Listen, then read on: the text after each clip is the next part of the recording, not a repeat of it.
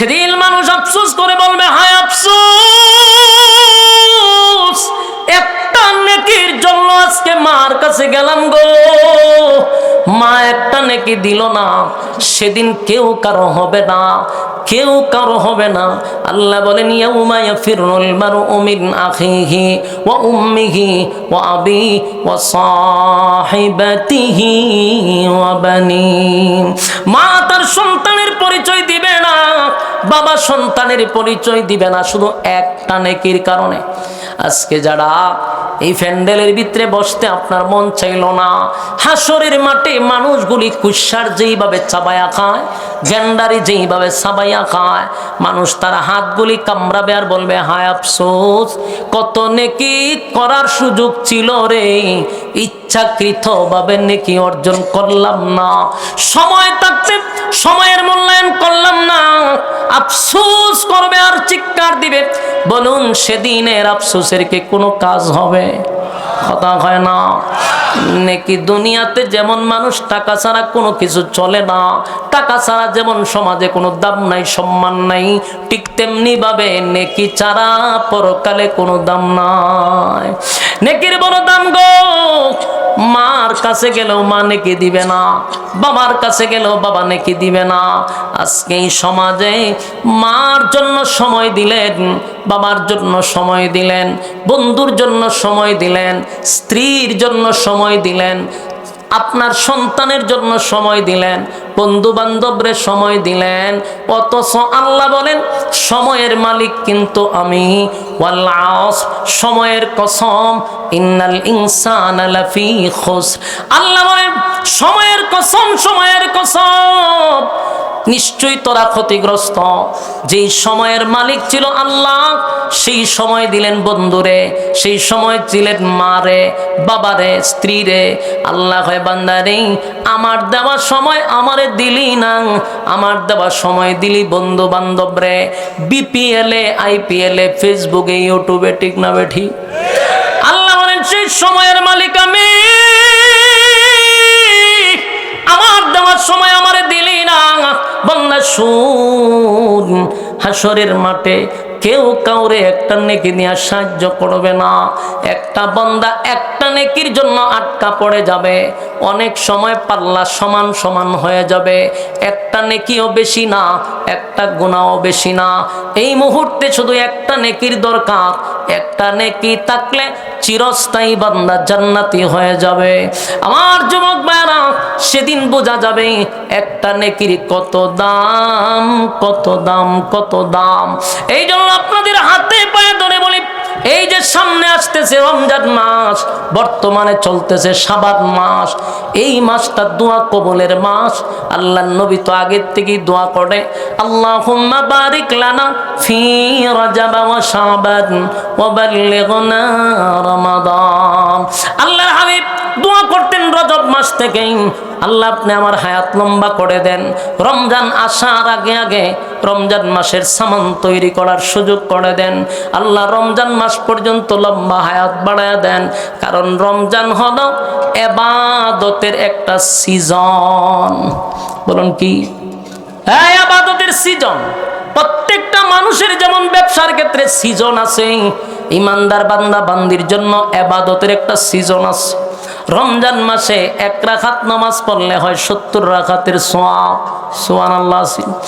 এই সিজন আসতেছে, তাই যারা অরিজিনাল ইমানদার সেই মাসটার জন্য দোয়া করতে থাকে, আল্লাহ হায়াত বাড়ায়া দেন, রমজান পর্যন্ত বাড়ায়া দেন, আল্লাহ রমজান মাসের ইবাদত করার সামর্থ্য দান করেন। আমার যুবক ভাইরা, নেকির মাস আসতেছে, একটা নেকি কিয়ামতের ময়দানে কেউ কাউরে দিবে না। তাই আমরা সিদ্ধান্ত নিব, রমজান আসার আগে আগে এই যে শাবান মাস চলতেছে, এখন থেকে রোজা রাখার আমরা একটা প্র্যাকটিস করা শুরু করব। এখন থেকে জীবনের সব গুনার উপরে আমরা লজ্জিত হব। যদি আমরা এখন তওবা করতে থাকি, জীবনের সব গুনার উপরে লজ্জিত হয়ে যাই, তাহলে আল্লাহ বলেন যখন বান্দার গুনাহ থাকবে না তখন ইবাদতের মধ্যে বান্দা মজা পায়, গুনাহ না থাকলে ইবাদতের প্রতি তার আগ্রহ তৈরি হয়। গুনাহ লইয়া যখন রমজান পর্যন্ত যাবেন তখন আর ইবাদতে মজা পাবেন না। তাই জীবনের সব গুনার উপরে আমরা লজ্জিত হইয়া রমজান আসার আগে আগে রমজানের প্রস্তুতি নিতে রাজি আছি।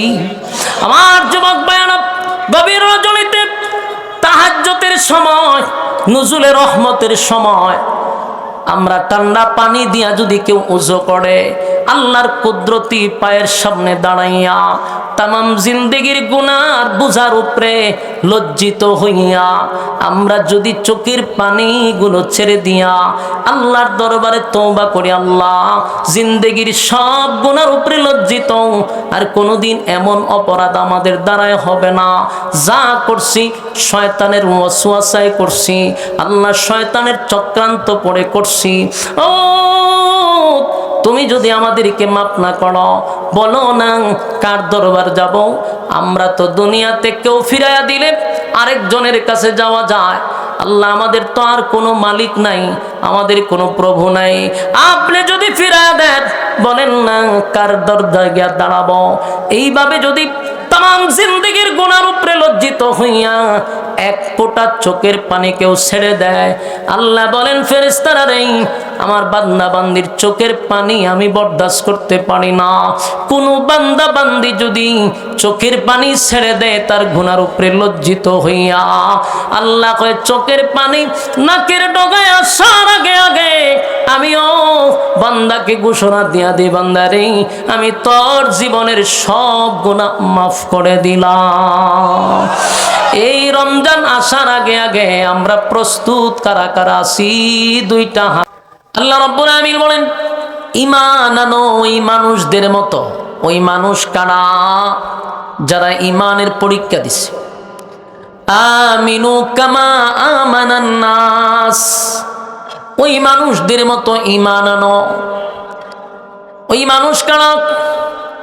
আব্দুল্লাহ বিন তামির হতে পারে, ওই মানুষ এমনকি ফেরাউনের বউ আসিয়াও হতে পারে। যদিও ফেরাউনের বউ ছিল, যদিও একজন বেঈমানের বউ ছিল, কিন্তু ঈমানের পরীক্ষায় আসিয়া ফার্স্ট ডিভিশনে পাস করছে। আমিনু কামা আমানান নাস, ঈমান আনো ওই মানুষদের মতো যারা ঈমানের পরীক্ষা দিছে। আসিয়া একটা জান্নাতি মহিলা, ঈমানের পরীক্ষায় উনি পাস করছে। আমাদের উপরও ঈমানের পরীক্ষা আসবে, এতে কোনো সন্দেহ নেই। এই ঈমানের পরীক্ষা হবে গো। ঈমানের পরীক্ষা ছাড়া আমার আল্লাহ কাউরে কবরে নিবে না। যদি আপনি দাবি করেন আমি ঈমানদার, তাহলে অবশ্যই আপনার ঈমানি পরীক্ষা হবে। পরীক্ষা ছাড়া কোনো মানুষ জান্নাতে যাইতে পারবে না। পরীক্ষায় যদি না থাকতো তাহলে আমরা আল্লাহ দুনিয়ায় পাঠাইলো কেন? আমাদের আব্বা ছিল জান্নাতে, আম্মা ছিল জান্নাতে। আদম আলাইহিস সালাতু ওয়াস সালাম আমাদের আব্বা, হাওয়া আলাইহিস সালাতু ওয়াস সালাম আমাদের আম্মা। দুজন কোথায় ছিল? জান্নাতের ভিতরে ছিল রে, জান্নাতের ভিতরে ছিল। তাদের ঘরে যদি আমরা জন্মগ্রহণ করতাম তাহলে জন্মসূত্রে আমরা জান্নাতি হয়ে যেতাম। পচা গান্দা এই দুনিয়ায় আল্লাহ কেন পাঠাইল? জান্নাতে থাকলেই তো আমরা জন্মসূত্রে জান্নাত পাইতাম। এত ফিতনা ফাসাদের যুগে আল্লাহ কেন পাঠাইল? ওই উদ্দেশ্য একটাই, পরীক্ষা। কথা হয় নাকি? পরীক্ষা ছাড়া মালিক, পরীক্ষায় ফাঁস ফেলের মাধ্যমে জান্নাত এবং জাহান্নাম। আল্লাহ বলে বান্দা দুনিয়া নামক এই পরীক্ষার হলে আমি পাঠাইছি শুধু একটা পরীক্ষা দেওয়ার জন্য। আপনি আমি যেমন কলেজ, ভার্সিটি, মাদ্রাসায় যারা যে সেক্টরে পড়ছি প্রত্যেকের কিন্তু একটা পরীক্ষা ছিল। পরীক্ষার মাধ্যমে ফাঁস এবং ফেল। সময় দেয় 3 ঘন্টা। আল্লাহ বলেন এই দুনিয়া নামক পরীক্ষার হলে আমিও সময় খুব স্বল্প দিছি, অল্প সময়ের ভিতরে পাঠাইলাম। সেখানে তুমি পরীক্ষা দাও। দুনিয়া নামক জায়গায় পরীক্ষা চলবে, কিন্তু রেজাল্ট দুনিয়ায় হবে না। এটার রেজাল্ট আউট হবে পরকালে। বলুন পরীক্ষা কোথায়? দুনিয়ায়, পরীক্ষা কোথায়? রেজাল্ট পরকাল। আমার যুবক ভাইয়েরা, পরীক্ষা আল্লাহ দুনিয়ায় নিবে আর রেজাল্টটা আউট হবে পরকালে। এইটা হলো পরীক্ষার হল। দুনিয়াটা কিসের হল? পরীক্ষার হল হওয়ার কারণে আমাদের একটা স্বাধীনতা আছে। কেউ যদি গভীর রজনীতে তাহাজ্জুদের নামাজে দাঁড়ায়, কোন ফেরেশতা কি তার পায়ে ধরে রাখে যে উঠতে পারবি না? গভীর রজনীতে যদি কেউ জানা বেবিচারের জন্য উঠে, তারে কি ফেরেশতা ধরে রাখে? জানা করার জন্য স্বাধীনতা, আবার তাহাজ্জুদ নামাজ পড়ার জন্য স্বাধীনতা। কারণ দুটোটাই পরীক্ষা, ফাঁস এবং ফেল। এই জন্য দেখবেন আমরা কেউ আজ মাহফিলে বৈশা বয়ান শুনতেছে, কেউ রাস্তাঘাটে হাঁটাচলা করতেছে, কাউরে কোনো ভাবে আসমান থেকে বাধা দেওয়া হয় কেন? পরীক্ষা। এখানে যারা বসছেন, জোর করে আপনাদেরকে কেউ বসায় নাই। প্যান্ডেলের বাহিরে যারা আড্ডা মারতেছে তাদেরকেও লাঠি চার্জ করা হয় নাই। কারণ উদ্দেশ্য মনে করবা না অনর্থক দুনিয়ায় আমি পাঠাইছি, বেহুদা পাঠাইছি, নিষ্প্রয়োজনে পাঠাইছি না। আফা হাসিবতুম আন্নামা খালাকনাকুম আবাসা ওয়া আন্নাকুম ইলাইনা লা তুরজাউন। আমি অনর্থক বানাই নাই, অকারণে বানাই নাই। কেন বানাইলাম? ওয়ামা খালাকতুল জিন্না ওয়াল ইনসা ইল্লা লিয়াবুদুন। মানব এবং দানব দুইটা জাতিকে আমি বানাইছি শুধুমাত্র কেবলমাত্র আমার গোলামির জন্য। গোলামি যদি না করো তাহলে শুন, রেজাল্ট তো আউট হবে পরকালে। সেদিন তোদের জন্য জাহান্নাম পেতে বসা থাকবে। ইন্না জাহান্নামা কানাত মিরসাদা, নিশ্চয়ই জাহান্নাম তোমাদের জন্য উদ পেতে বসা। লিত্তাগিনা মাআবা, সীমা লঙ্ঘন যারা করছে তাদের জন্য জাহান্নাম। লাবিসিনা ফিহা আহকাবা, এই যুগের পর যুগ সেখানে অবস্থান করবি। লা ইয়াযুকুনা ফিহা বারদান ওয়ালা শারাবা, ঠান্ডা পানির কোনো ব্যবস্থা করা হবে না, সুস্বাদু পানি দেওয়া হবে না। ইল্লা হামিমা ওয়া গাসসাকা, রক্তপুঞ্জ আর বিষাক্ত পানি কিন্তু পান করানো হবে। এবার সিদ্ধান্ত নাও তুমি কোন দিকে যাইবা। বান্দা, আমি দুটা রাস্তার স্বাধীনতা দিয়া দিলাম। কারণ আমি আল্লাহ তোমারে বানাইয়া আমি তোমাকে এটাও জানাইয়া দিছি, অনর্থক আমি বানাই নাই, বেহুদা আমি বানাই নাই। এই পরীক্ষার হলে তোমাকে পরীক্ষা দিতেই হবে। আমার যুবক ভাইয়ারা, পরীক্ষা আমাদের উপরে আসবে।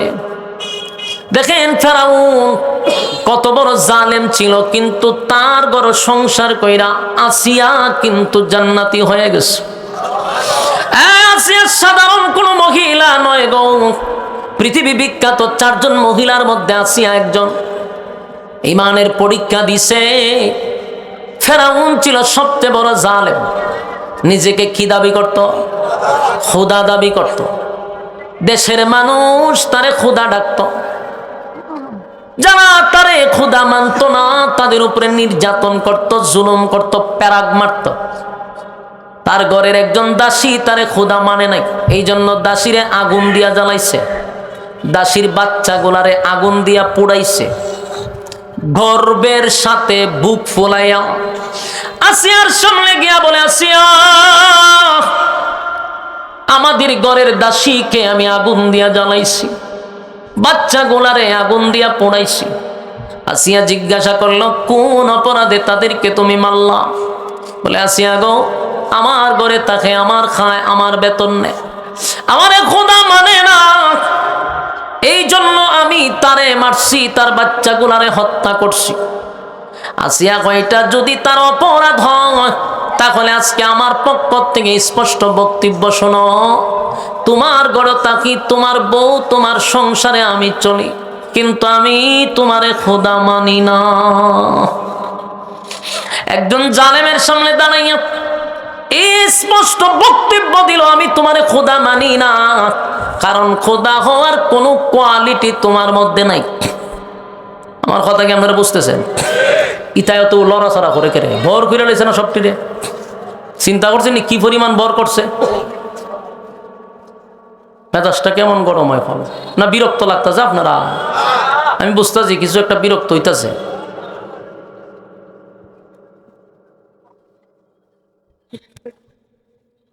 আমার যুবক ভাই, কথাগুলো একটু দিলের কান লাগায়া শুনেন।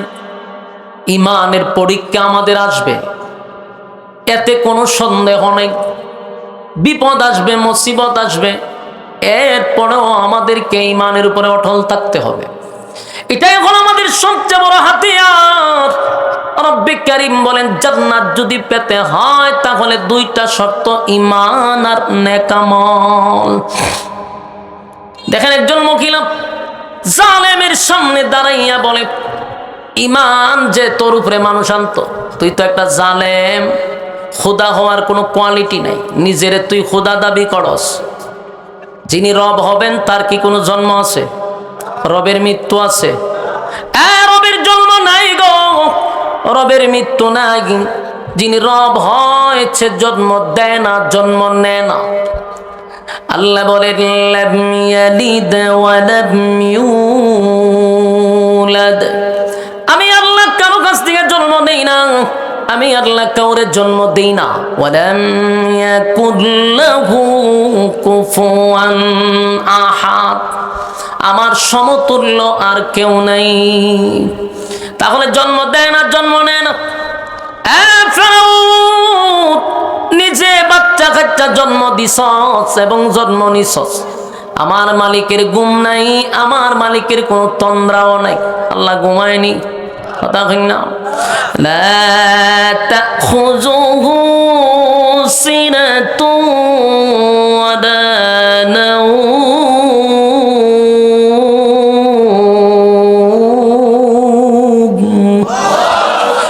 আল্লাহ বলেন, লা তাখুযুহু সিনাতুন ওয়ালা নাওম, আমার ঘুম নাই, আমার তন্দ্রা নাই। আল্লাহর খাওয়ান নাই, ঘুম নাই, জন্ম নেয় না, জন্ম দেয় না। ফেরাউন জন্ম দেখ, ফেরাউন জন্ম নেয়, ফেরাউন জনমের মতো খায়। আসিয়া কয়, কোন অ্যাঙ্গেল থেকে নিজেরে খোদা মনে করস? আমি জানি তুই জালেম, জালেমের কাজ হলো জুলুম করা। ফেরাউনের মাথা নষ্ট হয়ে গেল। সারা দেশের মানুষ আমারে খোদা বলে ডাকে। এখন দেখা যায় আমার বউ আমারে খোদা মানে না। ফেরাউন কয়, বউ আমি যদি খোদা হই, তুমি হইবা খুদি। খুদার বউ কিতা? খুদার বউ খুদি। তুমি হইলা খুদি, আমি হইলাম খুদা। এখন যদি দেশের মানুষ জানে যে খুদিয়ে খুদারে মানে না, তাহলে কি আমার খুদাইগিরি থাকবো? আসিয়ারে কয়, আসিয়ার পরিণাম ভয়ঙ্কর হবে। আসিয়া কয়, আমি জানি তুই জালেম, তুই জুলুম করবি। এই ফেরাউন আসিয়ারে গ্রেফতার করছে, নির্যাতন শুরু করছে। অসংখ্য মানুষের সামনে আসিয়াকে উলঙ্গ করে দিছে। আর এই সমস্ত পরামর্শ হইল হামানের। হামান যেইভাবে পরামর্শ দিছে ফেরাউন সেইভাবে করছে। দেখবেন অনেক সময় নেতার থেকে ফাতি নেতা বড় খারাপ হয়।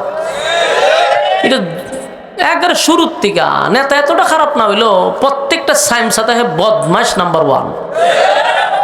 যত খারাপই আছে, গুন্ডামি আছে, ছাতাবাজি আছে, টেন্ডারবাজি আছে, সবই ফাতি নেতাগুলি করে। এর সাথে নেতার সমর্থন থাকে। নেতার সমর্থন ছাড়া কি ফাতি নেতা আকাম করতে পারে? অবশ্যই নেতার এখানে কি আছে? সমর্থন আছে। হামানে যত আকাম কুকাম করত, সবগুলা আকাম কুকামের মধ্যে ফেরাউনের সমর্থন থাকতো। তাই ফেরাউনে বুদ্ধি দিছে, খুদিরে ভালো করে সাইজ করতে হইব। আসিয়ারে মানুষের সামনে উলঙ্গ করে দিছে। আসিয়া একটা চিৎকার মেরে বলে, আল্লাহ, ঈমান রক্ষা করতে গিয়ে আমার ইজ্জত নিয়ে গেল। আল্লাহ, আমি সব বরদাস্ত করতে পারি, কিন্তু এতগুলা মানুষের সামনে কেমনে গো আমার উলঙ্গ করে দিল। আল্লাহ, মৃত্যু পর্যন্ত আপনি আমার ঈমানের হেফাজত করেন।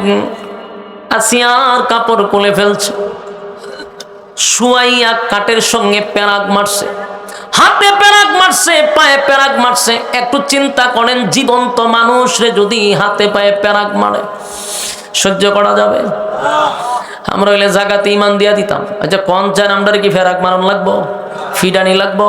আমরা বালা করে এক কাপ রং চা খাওয়াইলে ইমান বিক্রি করে নেয়। ঠিক আছে, কি মারার দরকার আছে? যে কোনো নেতায় যদি একটা রং চা আদা মাদা দিয়া খাওয়াইতে পারে, বুড়া আপনারই দিব সিদ্ধান্ত লই লিছি। ঠিক আছে ভাই, আরেক দোকানে গেছে, আরেক নেতা দৌড়েছে, দুধ চা খাওয়াই দিছে। এখন দেহের রং থেকে দুধের স্টেজ একটু বেশি, না বুট আপনারই দেওয়ান লাগবো, যা লক্ষণ দেখতেছি বুট আপনি পাইবেন। সামনে বাজারে গেছে, আরেক নেতা দৌড়ে কফি খাওয়াই দিছে। ওহন হয় দূর দূর দূর দূর কফির টেস্ট দিয়ে আরো মারাত্মক, না বুট আপনি পাইবেন নিশ্চিত। আচ্ছা কোনছেন বুট কয়টা দিছে, কয়জন রে? কত বড় বাটপার! বুটের আগের রাত্রে আবার আরেকজনের রাত্রে নেফা টাকা দিছে। ওখান চাও শেষ, দুধও শেষ, কফিও শেষ। ওখান কয় না 500 টাকা নোট দিছেন, বুট তো আপনি পাইবেন। এই হলো আমাদের চরিত্র আর আমাদের ইমান, ঠিক না বে ঠিক? এই জন্য আল্লাহ বলেন আমিনু কামা আমানান নাস, ইমান আনো ওই মানুষদের মতো যারা ইমানের পরীক্ষা দিছে, ইমানের পরীক্ষায় পাস করছে। আসিয়ার হাতে প্যারাক, পায়ে প্যারাক, শরীরের চামড়া তুলে ফেলা হচ্ছে। এরপর আসি আল্লাহর উপরে ঈমান আনছে, একত্ববাদী খোদার উপরে ঈমান আনছে। জীবন চলে যায় কিন্তু আসিয়া ঈমান দেয় না। আল্লাহ এদের মতো ঈমান আনো। ফেরাউন চামড়া পর্যন্ত তুলে বলাইছে। একটা পর্যায়ে ফেরাউন বড় একটা পাথর লইয়া আসিয়ারে মারার জন্য আসছে। আসিয়া আইসা দেখে রে মুস্কি মুস্কি হাসতে ছিল আসমানের দিকে তাকাইয়া। ফেরাউন আশ্চর্য হয়ে গেছে। একটা মানুষের হাতে প্যারাক, পায়ে প্যারাক, শরীরের চামড়া তুলে ফেলছে। এই মৃত্যুর দ্বার প্রান্তে দাঁড়াইয়া কোন মানুষ কি মুস্কি মুস্কি হাসতে পারে? ফেরাউন ডাক দিয়ে আসিয়া, মৃত্যুর দ্বার প্রান্তে দাঁড়াইয়া কেমনে গো তুমি মুস্কি মুস্কি হাসো? আসিয়া কয়, ফেরাউন রে, আমি যা দেখি তুই তা দেখোস না। আমি আমার মালিকের কাছে দরখাস্ত করছি তোর মতো জালেমের কাছ থেকে যেন আল্লাহ আমার হেফাজত করে। আমি আমার মালিকরে বলছি, মালিক আপনার পাশে আমার একটা ঘর বানায়া দেন, আপনার পাশে আমাকে নিয়ে যান। আমার মালিক আমার চোখের সামনে জান্নাতের বালাখানা তুলে ধরছে। আমি আমার জান্নাতের বালাখানার দিকে তাকাইয়া আর মুস্কি হাসি সামলে রাখতে পারলাম না। ফেরাউন বড় একটা পাথর মারছে আসিয়ার মাথার উপরে, সাথে সাথে আসিয়া শাহাদাত বরণ করলো, কিন্তু ঈমান বিক্রি করে নাই। আমিনু কামা আমানান নাস। এই জন্য আল্লাহ বলেন ঈমান আনো ওই মানুষদের মতো যারা ঈমানের পরীক্ষায় পাস করছে। কথা কি বুঝতেছেন? আমাদের ঈমান বড় দুর্বল। যুবক ভাইরা, দুনিয়ার সব কিছুর সাথে আপোষ চলে, কিন্তু ঈমানের ক্ষেত্রে কোনো আপোষ, এটা কি মাথায় আছে? কসম খোদার, দুনিয়ার সব কিছুর ব্যাপারে আপোষ চলে, ঈমানের ক্ষেত্রে কোনো ছাড় নাই। আমার ঈমান বাঁচাইতে গিয়া যদি দল ছাড়তে হয় আমি দল ছাড়ব। ঈমান রক্ষা করতে গিয়া যদি নেতা ছাড়তে হয় নেতা ছাড়ব। ঈমান রক্ষা করতে গিয়া যদি আমার ঘর ছাড়তে হয় আমি ঘর ছাড়ব। ঈমান রক্ষা করতে গিয়া যদি আমার দুনিয়া ছাড়তে হয় রে আমি দুনিয়া ছাড়ব, কিন্তু ঈমান আমি ছাড়তে পারবো না। কারণ যাররা পরিমাণ ঈমান লইয়াও যদি আমি কবরে যাই, যাররা পরিমাণ, আল্লাহ কয় এই অল্প ঈমানের কারণে কোনো এক সময় শাস্তি দেওয়ার পরে এই সামান্য ঈমানের কারণে আমি তোরে জান্নাতে ঢুকাবো। সুবহানাল্লাহ। জান্নাতীরা যখন জান্নাতের ভিতরে যাবে, আল্লাহ কয় যখন বান্দাকে আমি জান্নাতুল ফিরদাউসের মেহমান বানাবো, খালিদিনা ফিহা লা ইয়াবগুনা আনহা হিওয়ালা। জান্নাতের ভিতরে যুগের পর যুগ অবস্থান করবে, আর কোনদিন জান্নাতীরা জান্নাত থেকে বাহির হবে না। জান্নাতীরা জান্নাত থেকে বাহির হবে না, আল্লাহ বাইর করবেও না। আল্লাহ কয় জান্নাতুল ফিরদাউস আমি দান করব। আর জান্নাতের ভিতরে যাওয়ার পরেই মানুষের সব আশা আকাঙ্ক্ষা পুরা হবে। দুনিয়ার সব কিছু পুরা হওয়ার জায়গা না। কথা কি বুঝতেছেন? এক কসম খোদার, দুনিয়ায় সব আফসোস পুরা হয় না, হবে না। বিশ্বাস হয় আপনাদের? আচ্ছা কোন চাই? আমরা একটা জিনিস সব সময় চাই, এটা পাবো না, জানি পাবো না, কিন্তু প্রতিদিন চাই। প্রতিদিন আমিও জানি এটা পাইবো না। যেমন আমরা কেউ মরতে চাই না। আপনারা নীরবতা বোঝা যায়, আমি এটা নিজের থেকে কইছি। আপনারা কি জানেন না এটা? আমরা কি মরতে চাই? আপনারা চান না, আমিও তো মরতে চাই না। তো মরতে তো আমরা কেউ চাই না, কিন্তু এটাও জানি মরতে হবে। বলুন, মরতে চাই না কিন্তু মরতে। তাহলে আপনি যে মরতে চান না, এই আফসোস কি আপনার পুরা হবে? কথা কইন, পুরা হবে? কোনদিন এই চাহিদা পুরা হবে না। মরণ লাগবে, আপনাকে মরতে হবে, এটাই 100%। 2 নাম্বার হলো, আমরা কি কেউ বৃদ্ধ হইতে চাই? এখানে কেউ বুড়ো হইতে চায়?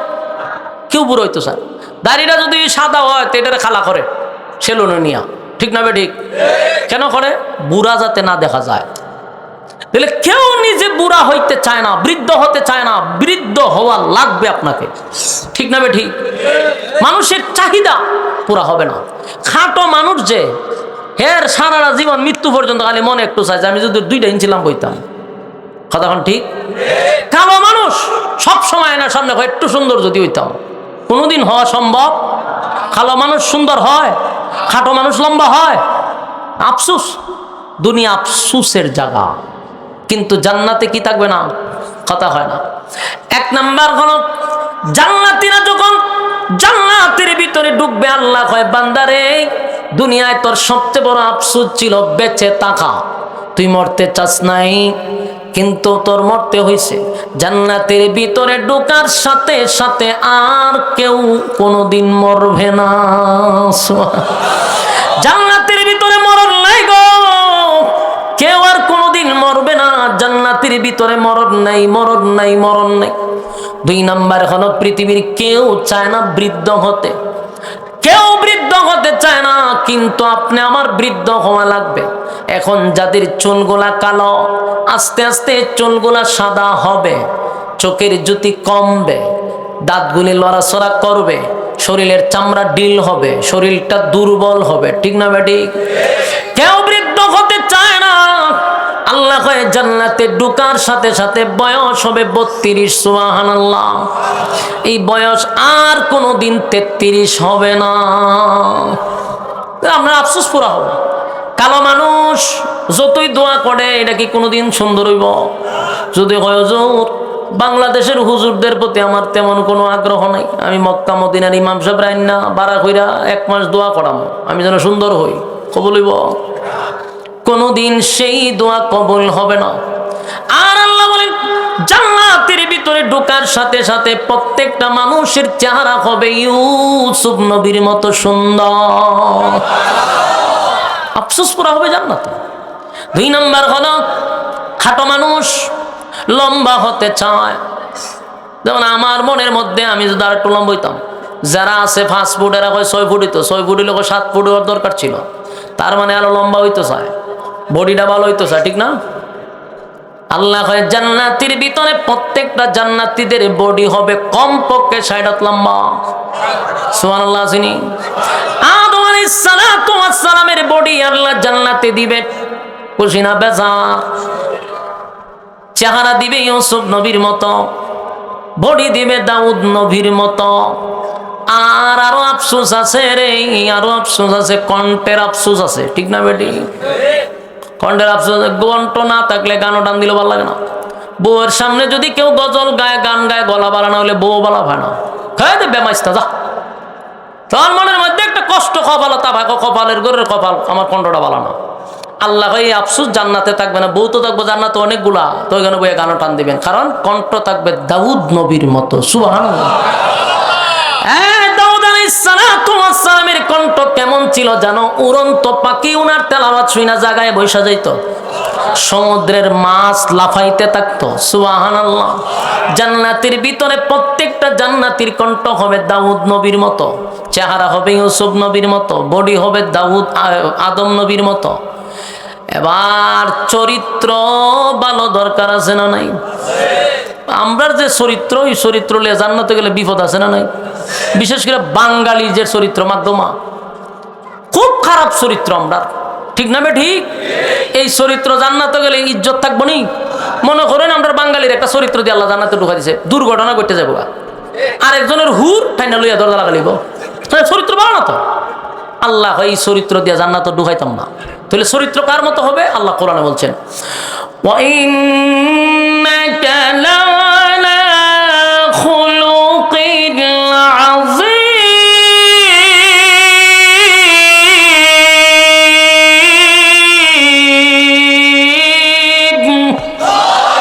আযীম চরিত্র। এই চরিত্র কার? বিশ্ব নবীর চরিত্র। সুবহানাল্লাহ। আর যুবক ভাইরা, এক এক নবীর এক এক গুণ দিয়ে আল্লাহ জান্নাতে ঢুকাইব। সুবহানাল্লাহ। আদম নবীর ভাইবেন বডি, ইউসুফ নবীর ভাইবেন চেহারা, আর দাউদ নবীর কণ্ঠ, বিশ্ব নবীর চরিত্র। সুবহানাল্লাহ। এক এক নবীর এক এক চরিত্র দিয়ে জান্নাতে, বেজাল নাই, ডর ভয় নাই, কোনো আগাম পোগামের সম্ভাবনা নাই। পুরা চরিত্র চেঞ্জ, চেহারা চেঞ্জ, বডি চেঞ্জ। বউ সম্পর্কে না থাকলো 72টা থাকবো। জুড়ে হয় এটা খুশি সংবাদ। সম্পর্কে 72টা। এবার দুনিয়ার বউয়ের মতো না, এক একটা বউয়ের দিকে তাকাইবেন 40 দিন চলে যাবে। কি জাতের সুন্দর সুন্দর আল্লাহ দিব, খুশি না বেজার? এবার বলেন, এতগুলা নিয়ামতের কথা বললাম, বিনা শর্তে না? অবশ্যই শর্ত আছে। বিনা শর্তে দিবে না। অবশ্যই তোমার আমাকে আল্লাহ 2টা শর্ত দিছে, ঈমান আর নেকামল। ঈমান যদি থাকে, নেকামল যদি থাকে, 2 গুণে গুণান্বিত হইয়া যারা কবরে আসবে, আল্লাহ কয় ওয়াদা দিলাম আমি জান্নাতের বালাখানা আমার বান্দা বান্দিকে আমি দিব। জান্নাত পাইবেন সর্বনিম্ন এই পৃথিবীর 10টা পৃথিবীর সমান। সুবহানাল্লাহ। না থাকলে কইতে আনবেন? হ্যাঁ, আমরা একটা রাজত্বের জন্য দেখছেন এখন কি চলতেছে, কথা কই না? একটা বাংলাদেশের মতো দেশের লেগে মানুষ একটা গর্দিত বইবার লেগে কত কিছু চলতেছে। মানুষ মেরালায়, প্রতিদ্বন্দ্বী মেরালায়, প্রতিপক্ষ মেরালায়। কেন? আমার চেয়ার নিশ্চিত জায়গা, চেয়ার টিকাইবার লেগা এই যে রাজনীতি চলতেছে, মারামারির রাজনীতি, খুন খারাপির রাজনীতি, হিংসার রাজনীতি। কেন? চেয়ার, ঠিক না? ঠিক। চেয়ারের কারণে বহু মৌলবীও বিক্রি হয়ে যেতেছে। একটা চেয়ারের লেগে যে মানুষ এত পাগল হয়, আল্লাহ হয় আমি তোরে কমপক্ষে এই পৃথিবীর 10টা পৃথিবীর সমান রাজত্ব দিয়ে দিব। শর্ত ঈমান নেকামল। ঈমান এই 2 গুণে গুণান্বিত হইতে পারলে তাহলে আমরা 10 পৃথিবীর সমান জান্নাত পাবো। আর ওই রাজত্বের মধ্যে কোনো আপনার থাকবে না, এটার কিতা কয়, আর একটা দল থাকবে না আপনারা লামাইবার লেগা। প্রতিদ্বন্দ্বী থাকলে তো আপনারা যে কোনো 5 বছর পরে লামাই লিবটাই না। কিন্তু জান্নাতের ভিতরে একক রাজত্ব দেওয়া হবে, আপনার পিছনে কেউ লামাইবার লাগে আন্দোলন করবে না। সুবহানাল্লাহ। মানুষের আফসোস পড়া হবে জান্নাত। আর এই জান্নাত পাওয়ার জন্য মালিক বলেন কমপক্ষে 2 গুণে গুণান্বিত হতে হবে ঈমান। তবে শর্ত হইলে আমরা যে ঈমান, এই ঈমান না, দাবির বেলায় ঈমান নয়। ঈমান আনতে হবে ওই মানুষদের মতো যারা অতীতে ঈমানের পরীক্ষা দিছে। সুবহানাল্লাহ। বলুন, দাবির বেলায় ঈমান না কাজের বেলায়? ঈমানের জন্য যদি সব কিছু করতে হয় করবেন, কিন্তু ঈমান ছাইরেন না আল্লাহর রাস্তে, কারণ এটাই হলো আপনার সবচেয়ে বড় সম্পদ। আর যদি আপনার গুনাহ থাকে সেই জন্য শাস্তি পাবেন, কিন্তু ঈমান যদি না থাকে তাহলে কুত্তাও মরল আপনিও মরলেন। বেশ কম নাই, কুত্তা বিলার মতো জীবন যাপন কইরা মরলেন, কোনো ফায়দা নাই। কথা কন না দি? আর যদি জাররা পরিমাণ ঈমানটা লইয়া কবরে যাইতে পারেন, শাস্তি তো পাবেন, আকাম কুয়াম করছেন, কিন্তু একটা সময় আল্লাহ তুল্লা জান্নাতে ঢুকাবে জাররা পরিমাণ ঈমান থাকার কারণে। আর ঈমানটা যদি হারাইয়া যান, শেষ, দুনিয়াও শেষ, পরকালও শেষ। এই জন্য রাজনীতি যারা করেন, ঈমান ঠিক রেখে রাজনীতি করেন, ঈমান ঠিক রেখে দলের পিছনে ঘুরেন, ঈমান ঠিক রেখে নেতার পিছনে ঘুরেন, ঈমান ঠিক রেখে সব অসুবিধা নাই। ইমান বিসর্জন দিয়া দলের দরকার নাই, ইমান বিসর্জন দিয়া নেতার দরকার নাই। যেখানে আমার কোরআনের অস্তিত্ব থাকে না সেমন দল আমার করার কোনো প্রয়োজন মনে করি না। যেখানে আমার সুন্নাহ ঠিক থাকে না সেই নেতাকে মানার কোনো প্রয়োজন মনে করি না। আমার সর্বপ্রথম পরিচয় হলাম একজন মুসলমান। মুসলমান হিসাবে আমার ইমান আমল ঠিক থাকার পরে আমি রাজনীতি করব। রাজনীতির লেগে দুনিয়াতে আল্লাহ পাঠায় নাই। কিন্তু আমরা সব বাদ দিয়া রাজনীতিরে প্রাধান্য দিছি, সব বাদ দিয়া নেতারে আমরা প্রাধান্য দিছি। রে কুত্তাও মরে তুইও মরলি, তো লাভ হইল কি? দুনিয়া এসা লাভ হইল কি? আল্লাহ কয় আমি তোরে ফাড়াইলাম কোন কামে, আর তুই করলি কোন কাম? তাহলে প্রস্তুত থাক বান্দা, জাহান্নাম তোদের জন্য উত পাইতে বসে রইছে। জাহান্নাম কি পাইতে বসে রইছে? ইন্না জাহান্নামা কানাত মিরসাদা, উত পাইতে বসে রইছে। ধরবে, সীমা লঙ্ঘন করছ, শেষ করবে। ঠিক না বে ঠিক? আমার যুবক ভাইরা, ইমানের জন্য যদি আমাদের জীবন দিতে হয় দিব, ইমানের জন্য যদি আমার সব ছাড়তে হয় ছাড়ব।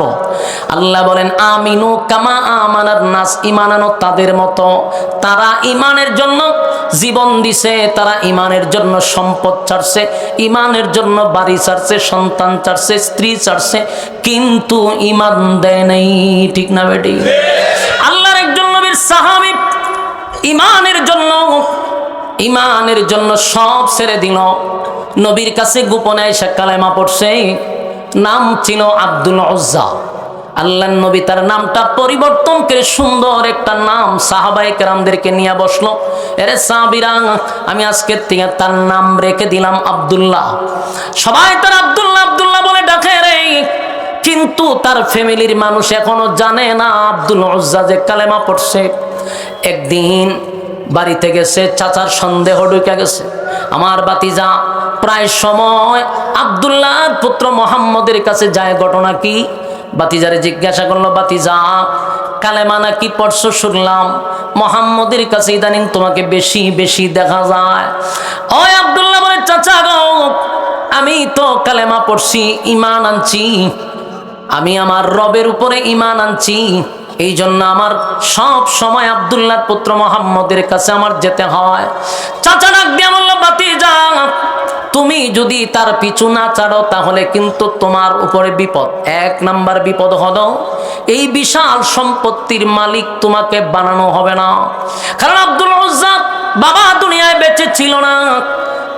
চাচা তার মারে বিবাহ করছে, চাচারও কোনো ছেলে নাই, মেয়ে নাই। তাহলে বাবার সম্পত্তি, চাচার সম্পত্তি, দুই সম্পত্তি মিলায়া আব্দুল্লাহ হইল বিশাল সম্পদের মালিক।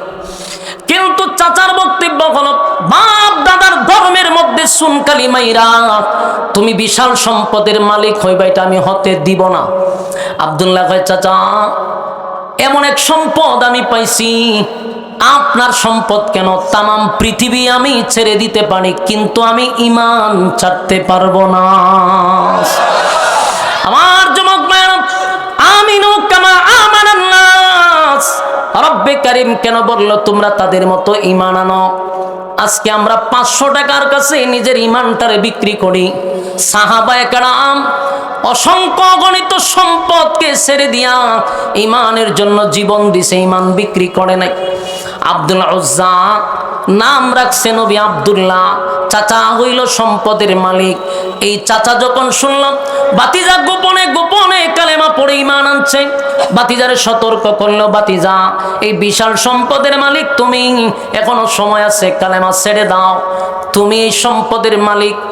এরকমটা বাপ দাদার ধর্মের মধ্যে সুনকালি মারতে পারো না। আব্দুল্লাহর স্পষ্ট বক্তব্য, চাচা গো, আমি যদি মুহাম্মদের উপরে ঈমান যেহেতু আনছি, আমি কালেমা পড়ছি, আমি আমার রবের উপরে ঈমান আনছি, এই অপরাধে যদি আপনার সম্পদ হারা হই আমার মনে কোনো কষ্ট নাই। চাচা তারে ঘরের ভিতরে নিয়া হাত পা বেঁধে সারাটা রাত আব্দুল্লাহর উপরে নির্যাতন চালাইছে। এত নির্যাতন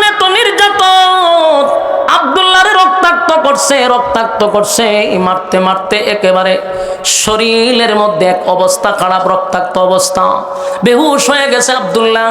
আবার হুশ ফিরছে, আবার মারছে। সারা রাত নির্যাতন করার পরে এরপরও চাচা বলে, ভাতিজা সময় আছে রে, এখনো কালেমা ছেড়ে দে। আব্দুল্লাহর একটাই কথা, চাচা আমি যতক্ষণ বেঁচে থাকবো ঈমান লইয়া বেঁচে থাকবো, ঈমান হারা হইয়া আমি মৃত্যুবরণ করতে চাই না।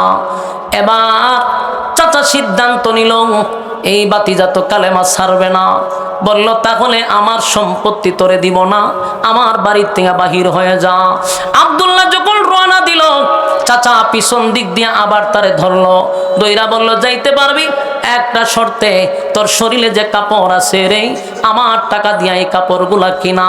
বাতিজা যেতে চাইলে উলঙ্গ অবস্থায় তুই আব্দুল্লাহর পুত্র মুহাম্মদের কাছে যাইতে হবে।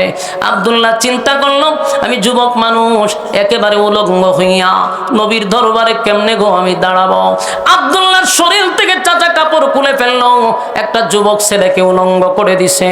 সারাটা দিন আব্দুল্লাহ ঘরের ভিতরে বসা, কোনোভাবেই ঘর থেকে বাহির হইতে পারে না, শরীরটা রক্তাক্ত, আঘাতের পর আঘাত তার শরীরে, মা পর্যন্ত একটু সাপোর্ট করলো না।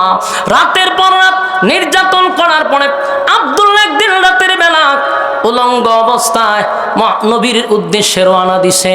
মার কাছে গিয়া বলে মা গো, আমি আপনার সম্পদের কোনো লোভ আমার ভিতরে নাই, চাচার লোভ নাই, চাচার সম্পদের উপরে আমার কোনো লোভ নাই।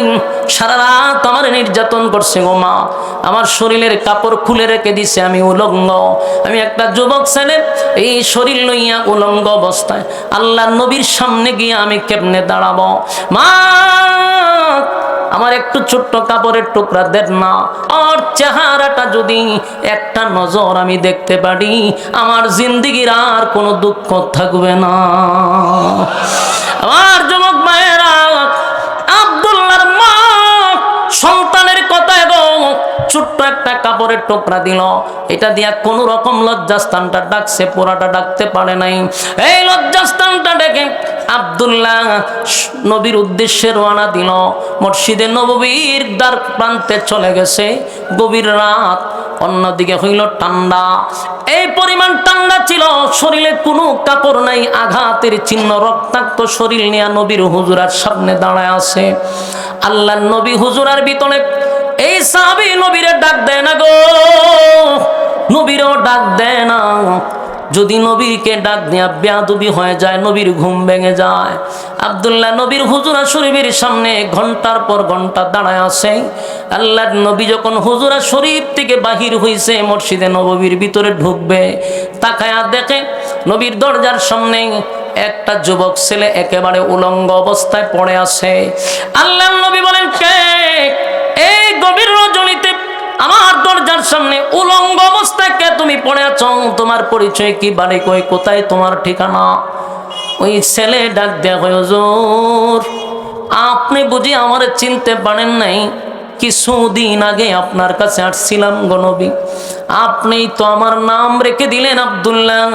গো নবীজি আমার নাম ছিল আব্দুল উজ্জা, নাম রেখে দিলেন আব্দুল্লাহ। সেদিন থেকে আপনার কাছে আসা যাওয়া করি গো নবী, আজকে দিয়ে আমার আপনি চিনতে পারলেন না। আল্লাহ নবী বলেন, আব্দুল্লাহ রে, আমি তোমারে সব সময় দেখছি খুব সেজে গুজে আসতাম, ভালো দামি দামি কাপড় পরিধান করতাম।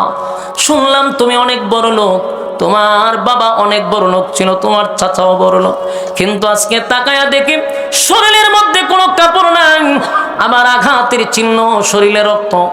ঘটনা কি? বলে হুজুর আমার কোনো অপরাধ নাই, আমি চুরিও করি নাই, দুর্নীতি করি নাই, চাঁদাবাজি টেন্ডারবাজিও করি নাই, কারো হক নষ্ট করি নাই, কারো উপর জুলুম করি নাই। আমার একটাই অপরাধ, আল্লাহর উপর ঈমান আনছি, আপনি নবীর কাছে আইসা কালেমা পড়ছি, এটাই আমার অপরাধ। এই জন্য রাতভর আমার চাচা আমারে হাত পা বেঁধে নির্যাতন করছে গো নবী, আমার কষ্ট নাই।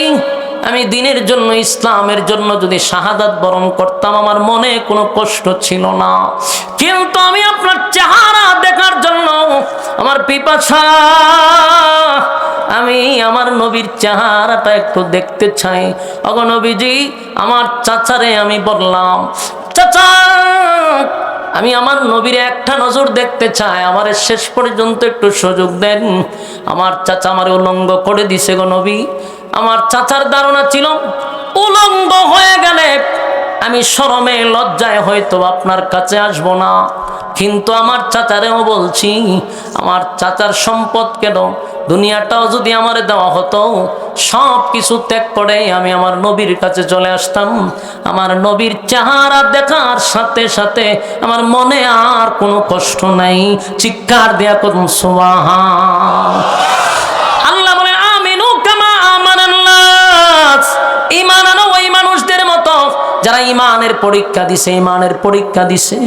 এই সাহাবায়ে কেরাম ইমানের পরীক্ষা দিছে রে। বহু সাহাবীরা দুনিয়ায় থাকতে ইমানের সার্টিফিকেট পাইছে, জান্নাতের সার্টিফিকেট পাইছে। আল্লাহর নবী নাম ধরে ধরে অনেক সময় বলছে তুমি জান্নাতি, তুমি জান্নাতি, তুমি জান্নাতি। সাহাবায়ে কেরাম দুনিয়ায় থাকতে জান্নাতের সার্টিফিকেট পাইছে। এই জন্য আল্লাহ বলেন তাদের মতো ঈমান আনো, তাদের মতো ঈমান আনো। আমার যুবক ভাইয়েরা, আব্দুল্লাহর এই করুণ দৃশ্য দেখে আমার নবীর চোখের পানি চলে আসছে। আল্লাহর নবী ওই সাহাবীর জড়ায় ধরে বলে আব্দুল্লাহ, দিনের জন্য, ইসলামের জন্য ঈমান টিকায় রাখতে গিয়ে আরে আব্দুল্লাহ আজকে শরীরে একটা টুকরা কাপড় নাই, রক্তে শরীরটা যেন রঞ্জিত হয়ে গেছে। আল্লাহর নবীর শরীরে একটা জুব্বা ছিল, সেটা আব্দুল্লাহর শরীরে দিয়া জড়ায়া ধরছে। চিৎকার দেয়া কোন সুবহান। এই নবীর জুব্বার দাম আছে, নবীর জুব্বা যে সে পড়তে পারে না, এই আব্দুল্লাহর শরীরে নবীর জুব্বা পড়ায়া দিছে গো। আব্দুল্লাহরে লইয়া নবী মসজিদে নববীর ভিতরে ঢুকছে।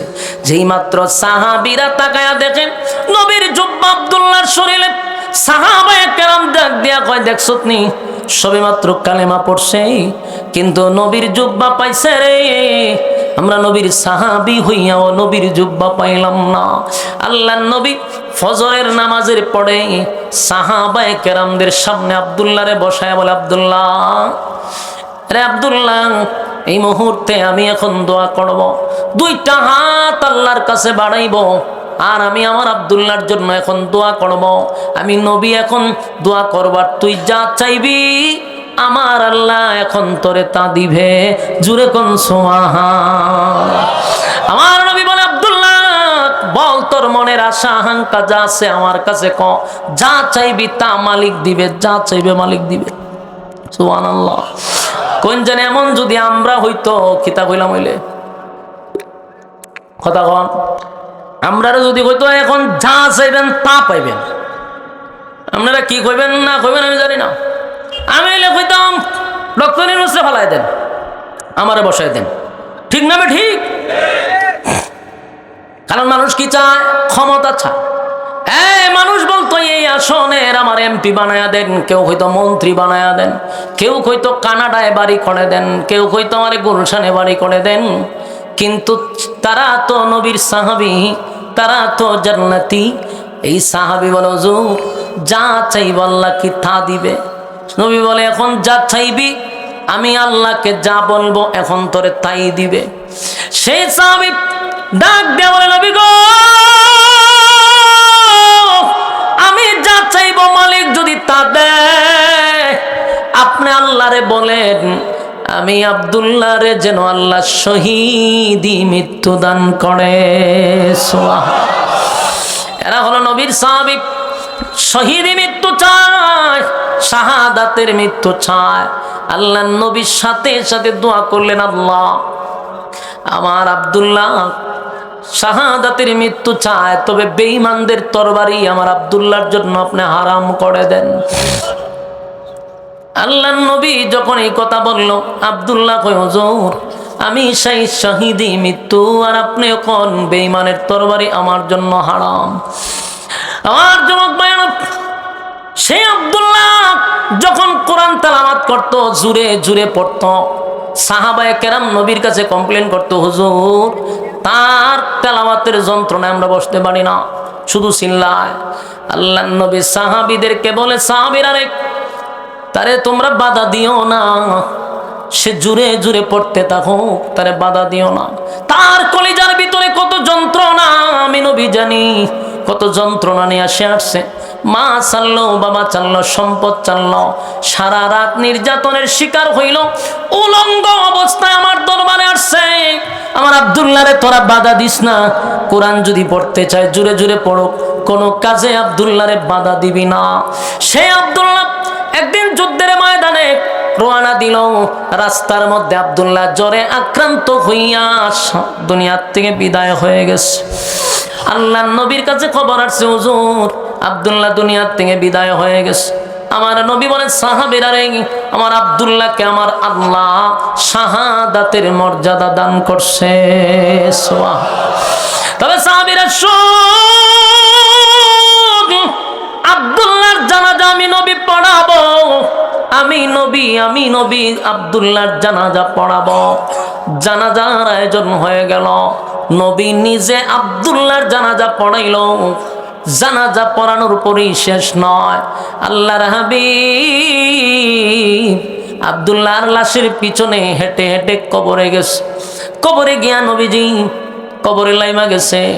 লাইমা কয়, সাহাবীরা রে, আমার আব্দুল্লাহর লাশ আমার কাছে দে।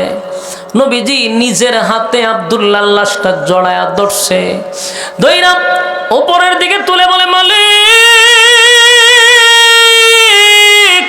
এই আব্দুল্লাহ ইসলামের জন্য, দ্বীনের জন্য তার জীবনে বড় ত্যাগ আছে। আল্লাহ রক্তাক্ত শরীর লইয়া আব্দুল্লাহ আমার হুজুরার শরীফের সামনে দাঁড়াইছিল। একেবারে উলঙ্গ একটা যুবক ছেলে কতটা নির্যাতনের শিকার হয়ে আসছে। আল্লাহ আমার আব্দুল্লাহর প্রতি আমি নবী খুশি। আল্লাহ আপনিও আমার আব্দুল্লাহর প্রতি রাজি আর খুশি হয়ে যান। এই দৃশ্য দেখার পরে সাহাবায়ে কেরামরা কান্না শুরু করছে। বিশেষ করে নবীর সাহাবী হযরত আবু বকর সহ ওমর সহ বড় বড় সাহাবীরা মাটিতে চিৎকার দিয়া পড়ে গেছে আর ডাক দিয়া বলে, আব্দুল্লাহ কত বড় কপাল লইয়া মরলি, এই লাশটা যদি তোর না হইয়া আমার হইতো, কত ভাগ্য ছিল রে। যে জায়গায় নবী নিজেই সার্টিফিকেট দিয়া দিল, নবী খুশি আব্দুল্লাহর প্রতি। আর নবীর কোল থেকে আল্লাহর কুদরতি কুলে নবী ছেড়ে দিল। সাহাবীরা কান্দে আর কয়, আব্দুল্লাহ তোর কপালটা কত ভালো, আমার নবী দুনিয়ায় থাকতেই স্পষ্ট সার্টিফিকেট দিয়া দিছে, আমি নবী আব্দুল্লাহর প্রতি রাজি আর খুশি। সুবহান। আমার যুবক ভাইরা, আমিনু কামা আমানান নাস। আল্লাহ বলে, ঈমান যদি আনতে হয় তাদের মতো ঈমান আনো যারা ঈমানের পরীক্ষায় ফার্স্ট ডিভিশনে পাস করছে। এরে আমরা যে দাবি করি ঈমানদার, এই ঈমান লইয়া কবরে গেলে আমরা কোনোদিন জান্নাতের গ্রাণও পাবো না। তাই ঈমান দাবির বেলায় নয়, ঈমান কাজের বেলায়। ঠিক না বেঠি? ঈমান হবে কাজের বেলায়।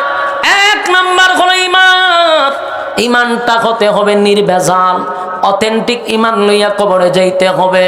2 নাম্বার হলো ওয়ামিলুস সালিহাত, নেক আমল, নেক আমল, নেক আমল, নেক আমল।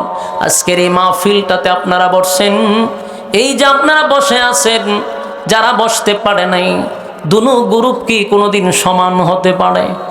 কথা হয় না। আজকে নেক আমল আপনার কাছে মূল্যায়ন নাই, একটা নেকির গুরুত্ব হয়তো আপনার কাছে নাই। দুনিয়ায় থাকতে কেউ নেকির গুরুত্ব বুঝে না, কিন্তু আল্লাহর নবী বলেন হাসরের মাঠে এই একটা নেকির জন্য মানুষ মার কাছে যাবে, মার কাছ থেকে একটা নেকি পাবে না। বাবার কাছে যাবে, বাবা একটা নেকি দিবে না। স্ত্রীর কাছে যাবে, স্ত্রী একটা নেকি দিবে না। সেদিন মানুষ আফসোস করে বলবে, হায় আফসোস,